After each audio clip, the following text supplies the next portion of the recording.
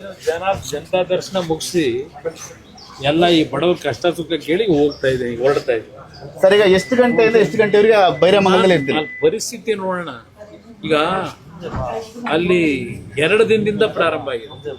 450 ದಿವಸದಿಂದ ಮೇಲೆ ನಿರಂತರವಾಗಿ ಒಂದು ಪ್ರತಿಭಟನೆ ಮಾಡಿರ್ತಕ್ಕಂಥ ರೈತರು ನಾವು ಭೂಮಿ ಕೊಡಲ್ಲ ಅಂತೇಳಿ ಅದೊಂದು ಭಾಗ ಇದೆ.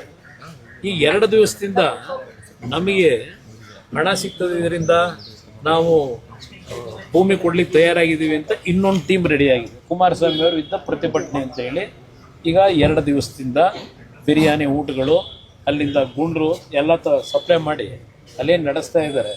ಆ ಟಿ ವಿಗಳ ಮುಂದೆ ಹೇಳಿರ್ತಕ್ಕಂಥ ಮುಖ ನನಗೇನು ಯಾವುದೋ ಹೊಸಬರಲ್ಲ. ಅವರು 40 ವರ್ಷದಿಂದ ನೋಡಿದ್ದೀನಿ. ನನಗೂ ಬಿಡದಿ ಭಾಗಕ್ಕೂ ಸಂಬಂಧ 40 ವರ್ಷದ ಸಂಬಂಧ ಇದೆ.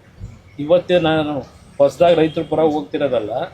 ಆ ಭಾಗದಲ್ಲಿ ನಾನು 40 ವರ್ಷದ ಹಿಂದೆ ಭೂಮಿ ಖರೀದಿ ಮಾಡಿ ರೈತನಾಗಿದ್ದೀನಿ. ಅಲ್ಲೇನು ಯಾವುದು ರಿಯಲ್ ಎಸ್ಟೇಟ್ ಬಿಸ್ನೆಸ್ ಮಾಡಲಿಲ್ಲ ನಾನು ಆ ಜಮೀನಲ್ಲಿ.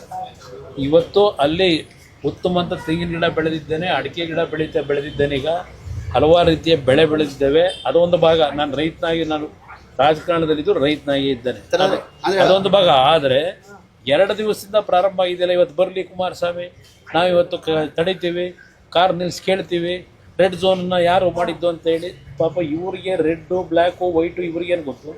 ಅಂದರೆ ಈಗ ಅವ್ರ ನಾಯಕರನ್ನ ಕಳ್ಸಕ್ಕೇಳಿ, ಇದಕ್ಕೆ ಹೇಳಿದ್ದು ಅವ್ರ ನಾಯಕರನ್ನ ಕೂರಿಸ್ಕೊಳ್ಳಿ, ಬರಲಿ ಅವ್ರ ನಾಯಕ. ನಾನು ಬೀದಿಲಿ ಬನ್ನಿ ಅಂತ ಕರೀತಿಲ್ಲ.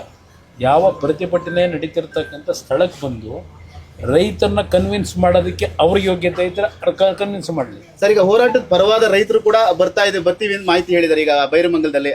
ಅದಕ್ಕೆ ಆಹ್ವಾನ ಕೊಡ್ತೀರಾ, ಅವ್ರ ಜೊತೆ ಚರ್ಚೆ ಮಾಡ್ತೀರಾ ಹೇಗೆ? ನಾನು ಯಾರು ಬೇಕಾದರೂ ನನ್ನ ಜೊತೆ ಮಾತಾಡೋದಕ್ಕೆ ಮುಕ್ತವಾಗಿ ಅವಕಾಶ ಕೊಡ್ತೀನಿ.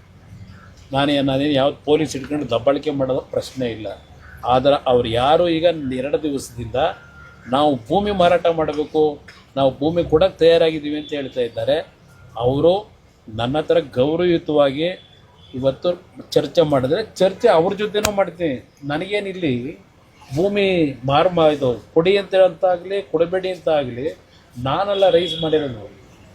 ಇದೇ ಕಾಂಗ್ರೆಸ್ನವರು 2006-7 ಭಾಷಣ ಮಾಡೋರಲ್ಲಪ್ಪ. ಇದೆಲ್ಲಿ ಕೊಡಪ್ಪ, ಇಲ್ಲಿ ಇದೇನೋ ಗ್ರೀನ್ ಶೀಟ್ ಇದೆ ಅದಂತ ಎಲ್ರಿ?